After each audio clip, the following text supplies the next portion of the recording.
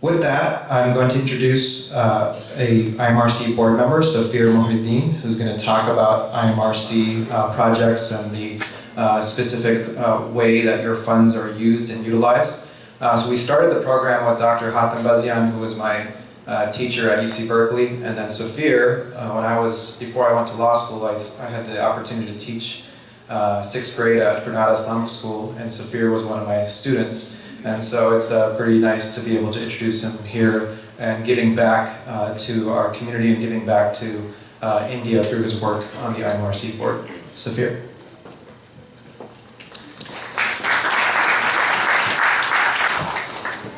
Assalamu alaikum wa rahmatullahi wa barakatuh. First, I want to thank you for taking the time to be here and welcome you and thank you for supporting IMRC throughout the years.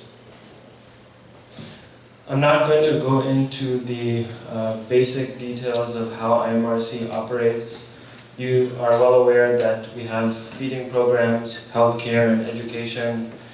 Many of you, I'm sure, have been supporting IMRC before I was even born, so you know how it works. I just want to give you two main highlights today. The first is some of the work that we did in 2018, and then talk about a little bit about some of the challenges that we're facing today, how they are becoming increasingly complex, and some of the initiatives that we are trying to do to face them. So in terms of feeding, last year in 2018, we gave over 7 million meals in grains. And a meal in grains costs about $1 to give to 4 people costs about $1. And then also for $1 you can provide a warm cooked meal. So we gave over 92,000 warm cooked meals last year. In terms of healthcare, we served over 170,000 patients last year, and we did over 5,000 cataract surgeries. And primarily our work in healthcare is through the Indo-US hospital that we have in Hyderabad and some of the medical camps that we do outside the area as well, and I'll talk about that a little bit further.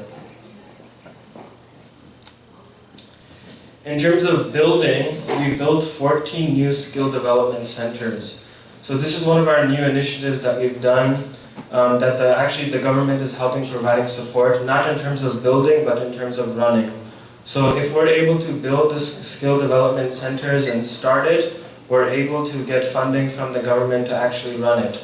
And this is providing basic skills so people can get jobs easily, vocational training. We built over 200 hostels for students in the challenger schools that we have.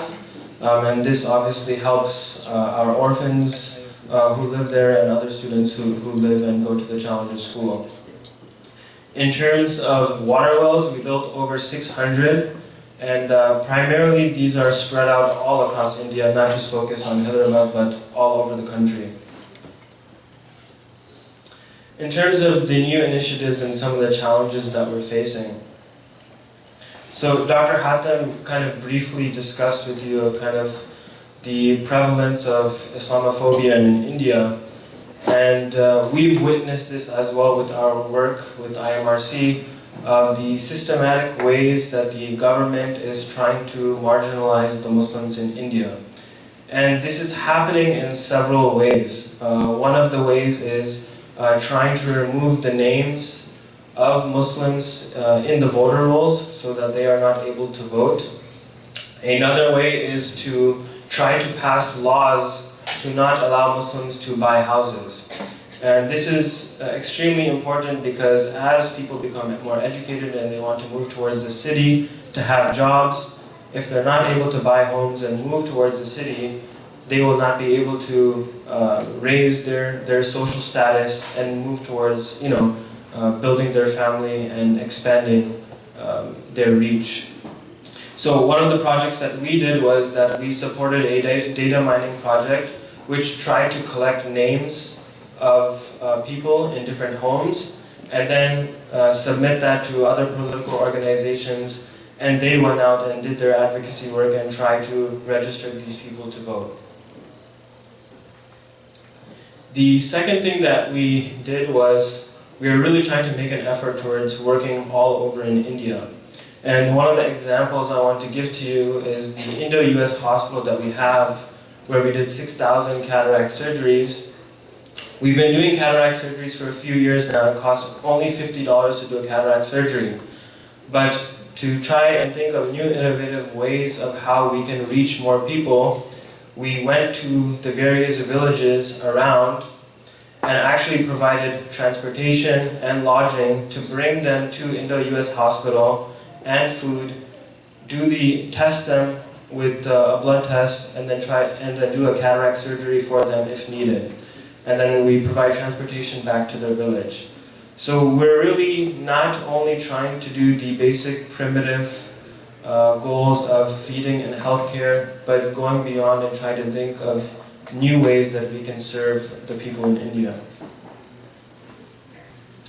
The third thing that we're trying to do is, for our Indo-US hospital, for example, we had a shortage of medical staff that we needed. So we decided to build a 7th floor on the Indo-US hospital and train EMT workers and nurses that would help us at the hospital and throughout India. And the second thing that we did is in JIT, just 2 weeks ago, we got approved to have a college of pharmacy, which will accommodate about 600 students. And Manzoor Uncle will talk a little bit later of what we need in order to make that happen. I just want to share with you the impact of what $1 can do, and anywhere from $1 to $30,000. So, like I mentioned before, $50 to $60 is for a cataract surgery, $200 feeds a village. Actually, one number that I didn't put on here was we started doing interfaith iftars actually, and that cost us a little bit more, about $300 to do. So that's another thing to try to not only help serve Muslims in India, but everyone in India. And then there are also some additional numbers for you of $1,000 goes to tuition for a year, another $1,000 provides housing for the student, $3,000 actually builds a room for a student. Each room hosts 4 students, so the room actually costs about $12,000. But if you want to build a space for 1 student, it costs about $3,000. And then we have our medical clinics and the skills development center that I talked about. It costs about $30,000 to build the skill development center and about $12,000 to run it and operate it. And many of you are probably familiar with the village schools as well that we have with the READ program, mainly building village schools across the coast of India, and that also costs about $30,000 to build. One thing I want to share with you is Dr. Amirullah Khan, who works with us at IMRC, and was working with the Bill and Melinda Gates Foundation before. He came about a month ago, and he shared a really interesting story that caught my attention. He lives in India, and he went to one of the local villages and near Eid and brought a bag of meat to give to the village. And when he went to the village, the man that's in charge greeted him and asked him if he can spend a couple of minutes with him and talk to him for a couple of minutes. So the man took Dr. Amirullah inside, and he showed him that there was about 12 other bags of meat that had been delivered on the same day. And respectfully, he told Dr. Amirullah that we appreciate the work that you do, but I have 12 bags of meat, and I don't have a fridge or freezer to store the meat to be able to provide for the kids the next day. So how am I supposed to consume 12 bags of meat? The point is that we should really be conscious and not only remember the Muslims in India in Ramadan. We should really, really be conscious about not remembering the Muslims in India only in Ramadan. And many ways that we can do that, but one of the ways is through our endowment program that we have. We really try to make every initiative that we do a sustaining initiative that we have, whether it's in healthcare or education or some of the redevelopment that we do in terms of starting the village schools all over the coastal parts of India. So that concludes my pay grade version of the numbers to talk about. I will ask Manzoor Uncle to talk about the big numbers for you. Thank you. Assalamu alaikum.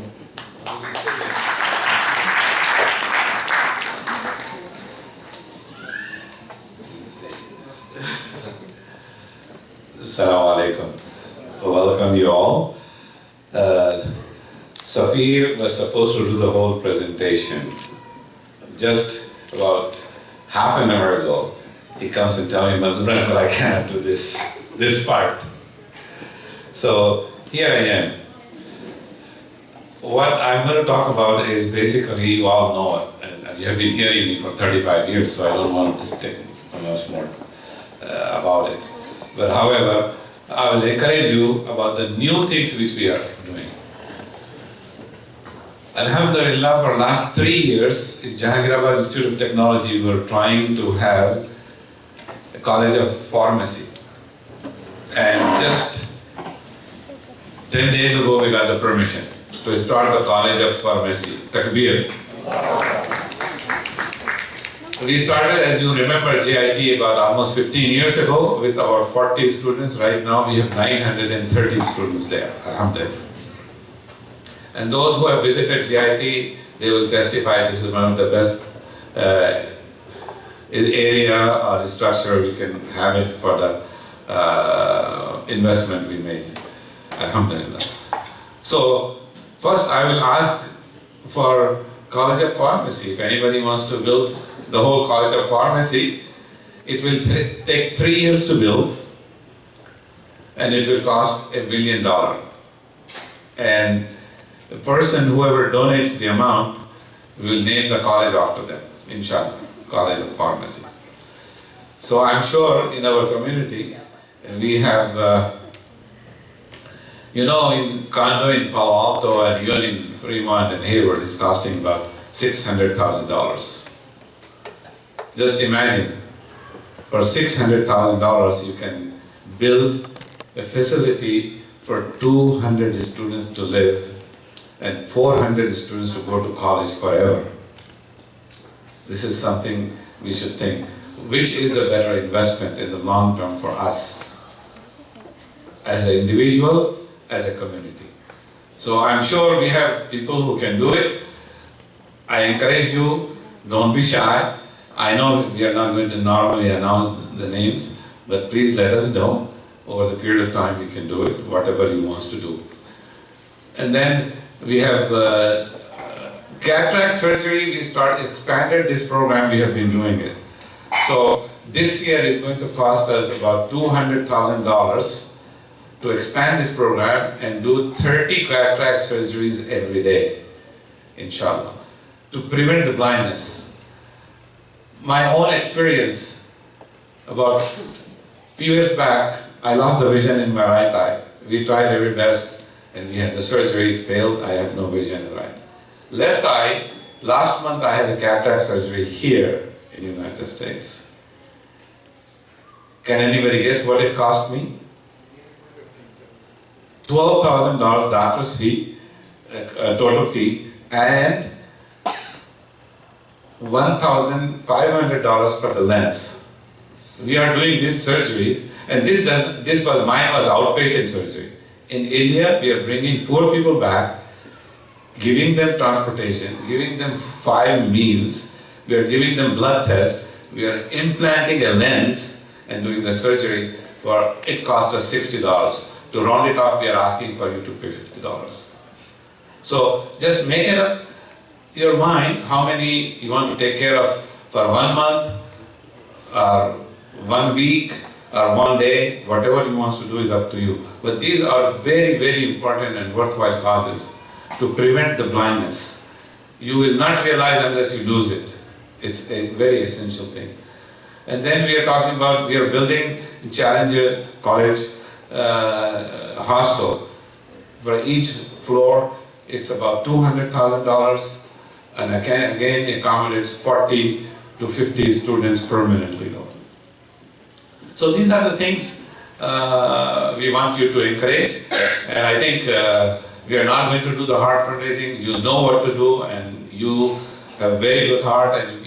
And one thing I would say in 40 years, Alhamdulillah, you are the most generous community, and we never fail. You never failed us. Whenever we wanted the money, we got it. Inshallah, we'll get it this time also. And with that, I will give back to whoever is next, Safa or Humaira, who is coming. Thank you, Manzoor Uncle.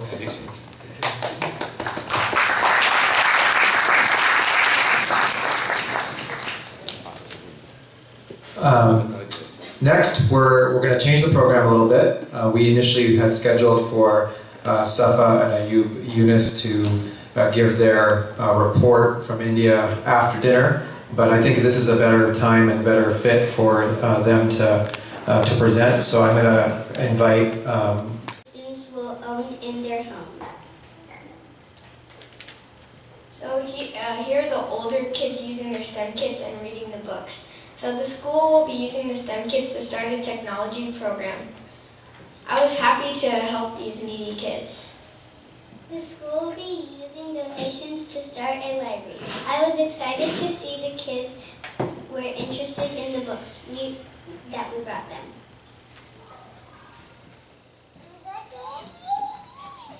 Thank you.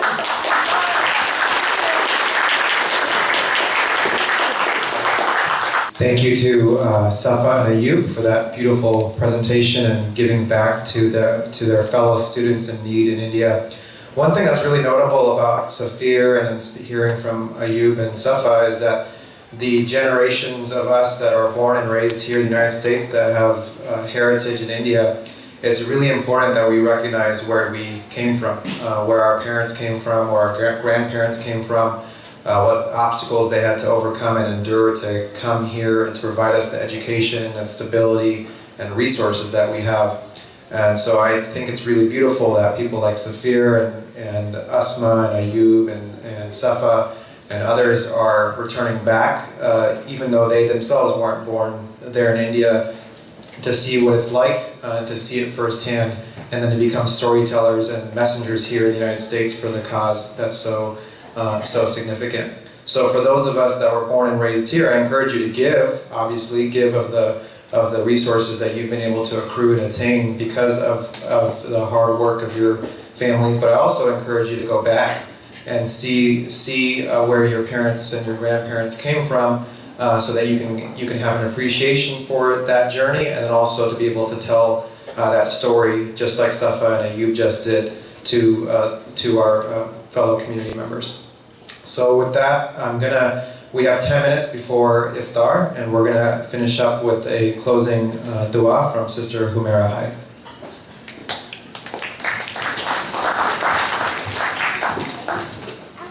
أعوذ بالله من الشيطان الرجيم بسم الله الرحمن الرحيم رب اشرح لي صدري ويسر لي أمري واحلل عقدة من لساني يفقهوا قولي إن شاء الله تعالى. There is an ayah in Surah Al-Baqarah. I'm going to recite that, inshallah. Bismillah ar-Rahman ar-Rahim.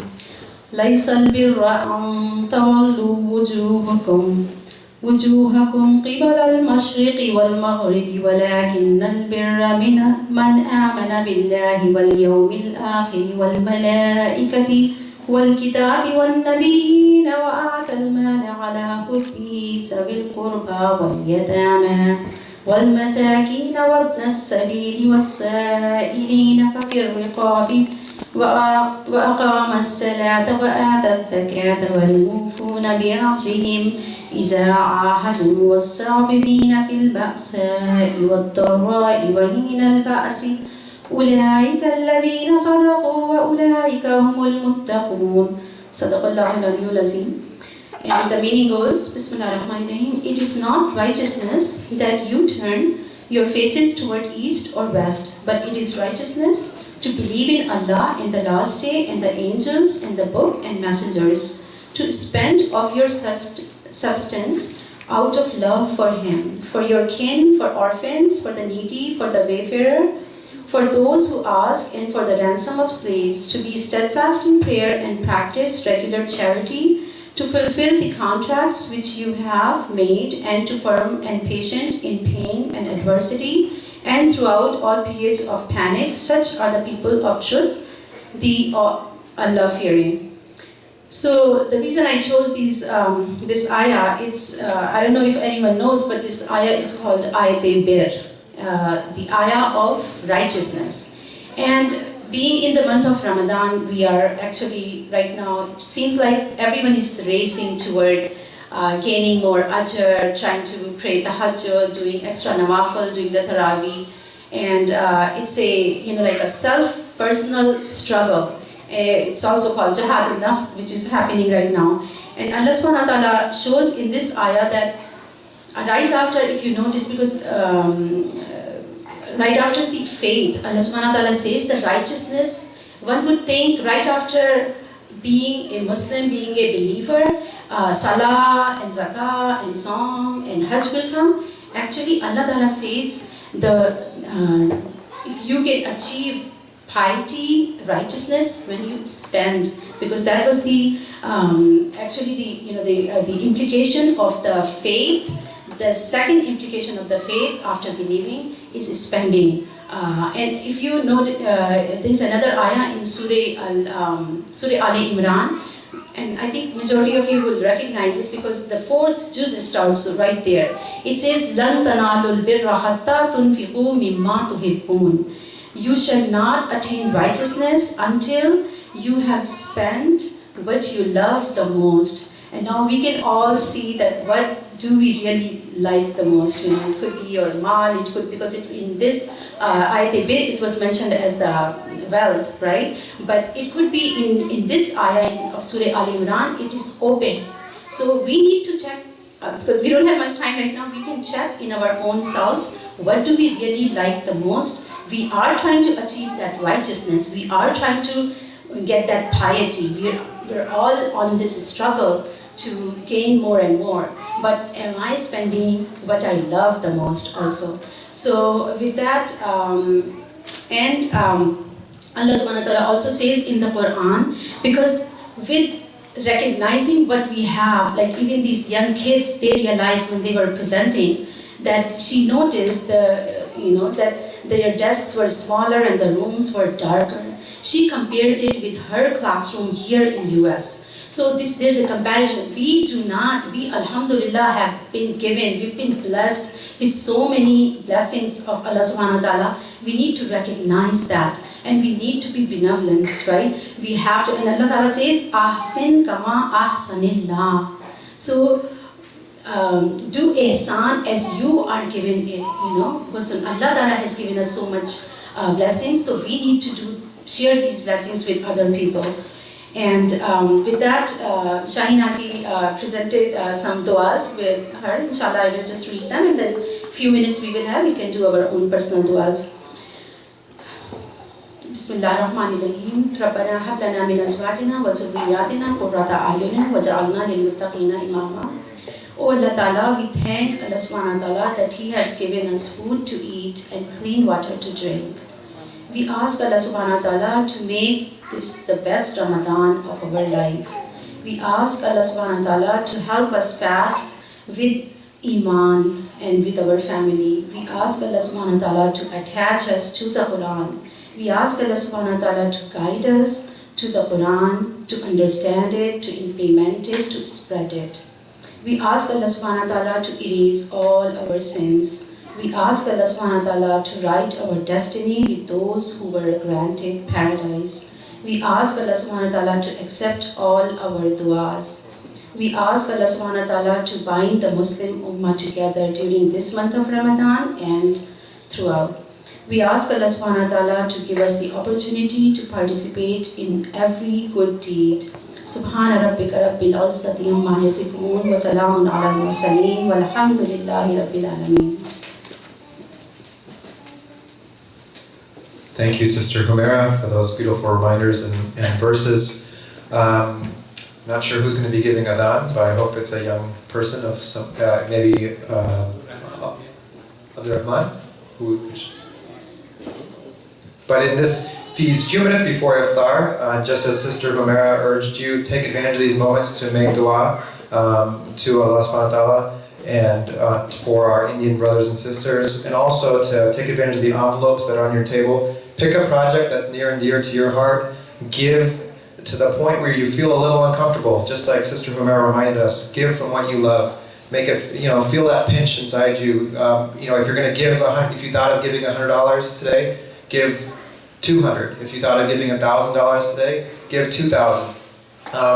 Make it so that you feel it, so that you're truly giving from what you love, and earn that reward in these very precious moments. And again, pick a project that is near and dear to your heart, so you can feel personal attachment and closeness to those that are on the receiving end of your donations. So give with those envelopes. Take these moments to make dua, and inshallah, enjoy your iftar. And then after iftar, we'll pray in the room to our left, exit the hall and to our left. And then we'll have dinner and reconvene here. There's no additional program after dinner, but we urge you all to stick around, talk, and then we'll see you all soon, inshallah. Allahu Akbar, Allahu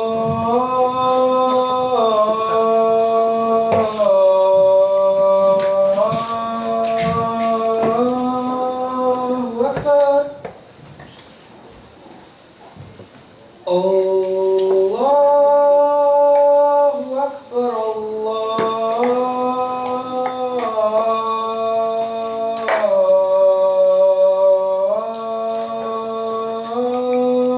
Akbar. Ashhadu an la ilaha illallah.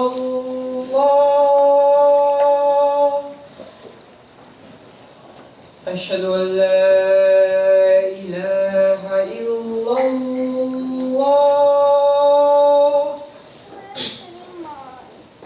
أشهد أن محمدًا رسول الله. أشهد أن محمدًا رسول الله. حي على الصلاة.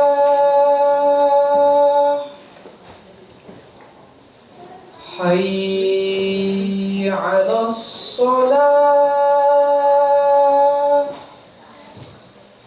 حي على الفلاح. حي على الفلاح.